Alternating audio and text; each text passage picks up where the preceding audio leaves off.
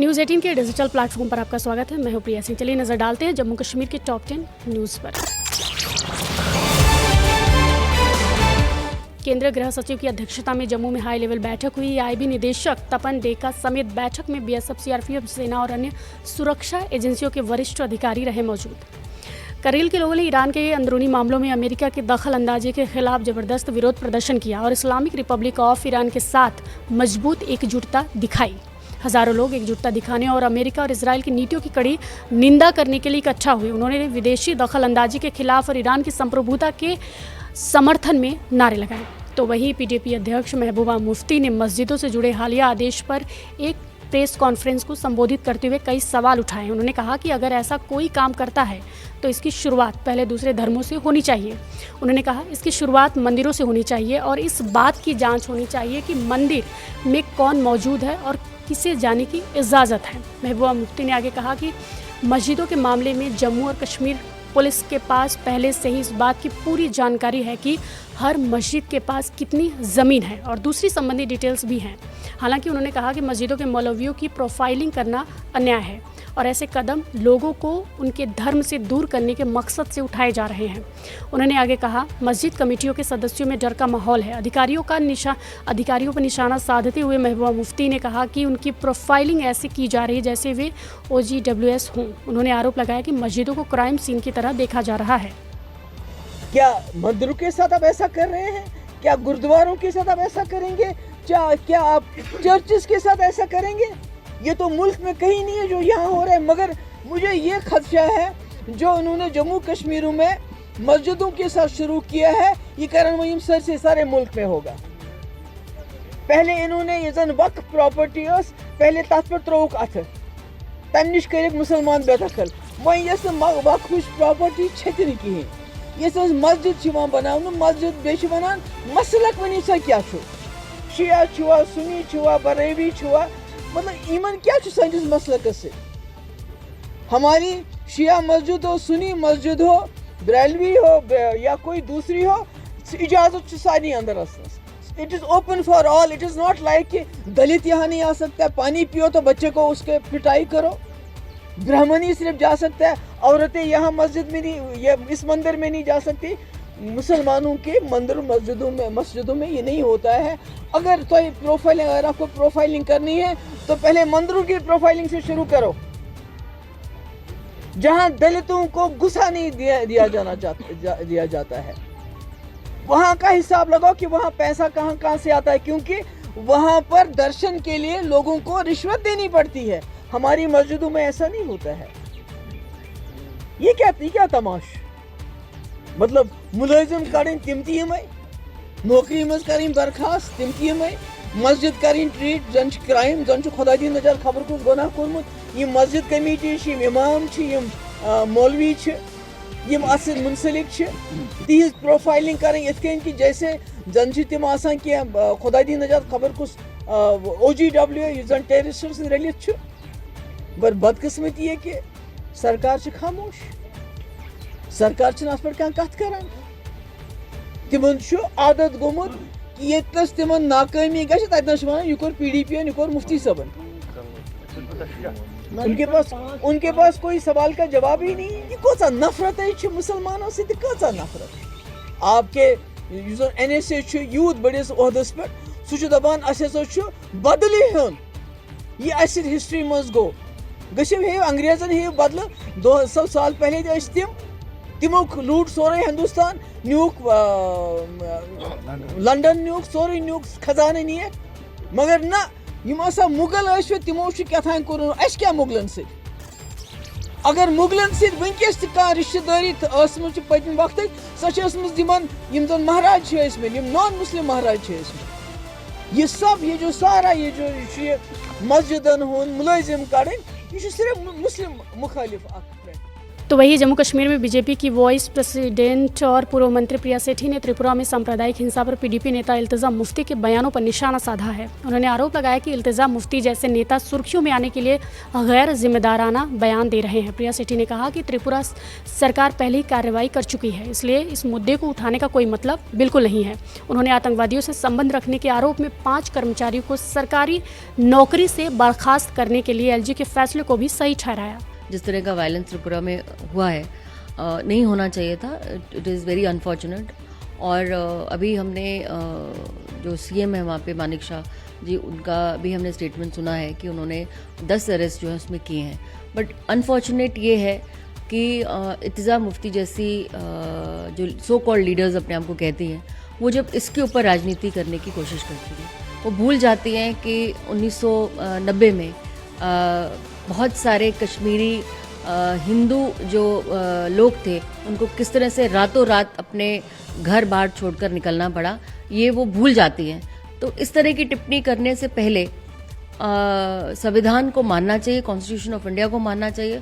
और मुझे कहीं ना कहीं लगता है कि ऐसी ओछी राजनीति जो है ऐसे वायलेंस के ऊपर करना कहीं ना कहीं जो है इस देश के लिए भी और इस प्रदेश के लिए भी दुखद है और बहुत दुखपूर्ण है। तो आपको लगता है कि ये राजनीतिक टूल नहीं बनना चाहिए, बल्कि अगर वायलेंस हुई है तो गवर्नमेंट ने भी एश्योरेंस दी है तो उस पर भरोसा करना चाहिए? मैंने कहा वायलेंस तो कहीं नहीं होना चाहिए। बहुत निंदनीय है कि वायलेंस हुआ है और इस तरह का वायलेंस हुआ है। एक पर्टिकुलर कम्युनिटी के एम्प्लॉयज़ को टारगेट किया जा रहा है। ऐसा नहीं है। हमने जब हिस्ट्री देखी है तो terrorism has no religion at all. अगर एक टेररिस्ट है, वेदर इज एन एम्प्लॉय, उसके अगेंस्ट एक्शन होना चाहिए। ठोस सबूत होंगे, ठोस चीज़ें होंगी और इनको प्रोटेक्ट करने से आप देश का ही नहीं अपने प्रदेश का भी आप ठीक से जो है नेतृत्व नहीं करना चाहती। अगर नेतृत्व करने की इच्छा हो तो मुझे लगता है एक टेररिस्ट को टेररिस्ट की नज़र से ही देखना चाहिए। तो वहीं राजौरी में सेना की ओर से 2 दिवसीय वेटरन्स रैली आयोजित की गई। कार्यक्रम में एलजी मनोज सिन्हा ने भी हिस्सा लिया, यानी मौजूद रहे। इसके साथ ही बड़ी संख्या में पूर्व सैनिक और वीर नारियों ने हिस्सा लिया। इस दौरान पूर्व सैनिकों के लिए फ्री हेल्पलाइन नंबर का भी शुभारंभ किया गया। अपने संबोधन में मनोज सिन्हा ने कहा, पूर्व सैनिक हमारे देश का बल हैं। तो वहीं पुंछ के उप जिला मेंढर के संगेयोट क्षेत्र में संदिग्ध गतिविधियों की सूचना मिलने के बाद पुलिस बुधवार को सुरक्षा बलों की ओर से बड़े पैमाने पर तलाशी अभियान शुरू किया। तलाशी अभियान की अगुवाई एसएसपी पुंछ शफकत हुसैन और एसएसपी पुंछ मोहन कर रहे हैं, जबकि अभियान में एसओजी और सेना के वरिष्ठ अधिकारी अभियान की बारीकी से निगरानी कर रहे हैं।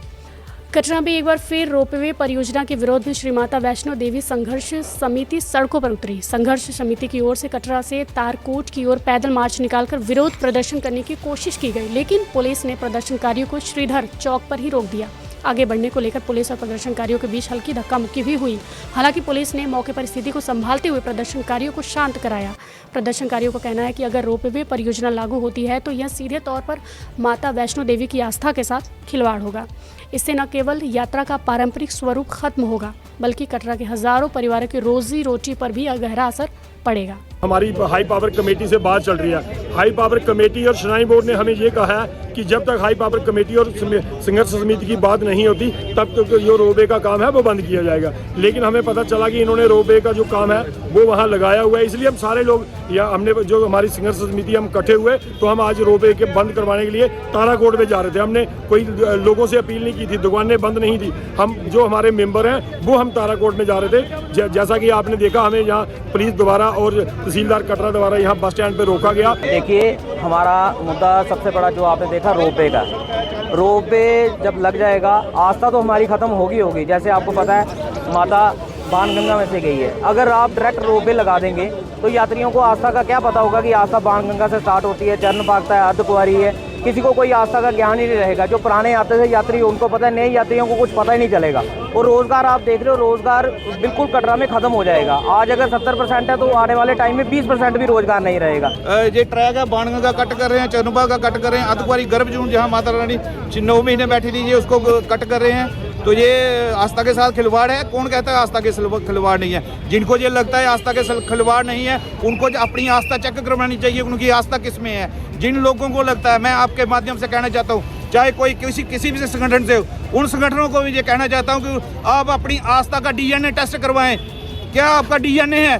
मगर अब गर्भजून अगर कट हो रही है, बाणगंगा कट हो रही है, चैनुपाद का कट हो रही है, ये आस्था के साथ खिलवाड़ नहीं हो रहा है, ये बिल्कुल आस्था के साथ खिलवाड़ हो रहा है। तो वही बडगाम जिले के नरवल इलाके में स्थानीय लोगों ने तहसील ऑफिस को शिफ्ट करने के खिलाफ विरोध प्रदर्शन किया। प्रदर्शनकारियों ने कहा कि इलाके के लोगों ने तहसील ऑफिस और एक मिनी सचिवालय बनाने के पहले ही जमीन पहचान ली थी, लेकिन अब उन्हें बताया जा रहा है कि नरवल तहसील ऑफिस को किसी दूसरी जगह शिफ्ट किया जा रहा है, जिससे स्थानीय लोगों में काफ़ी नाराज़गी है।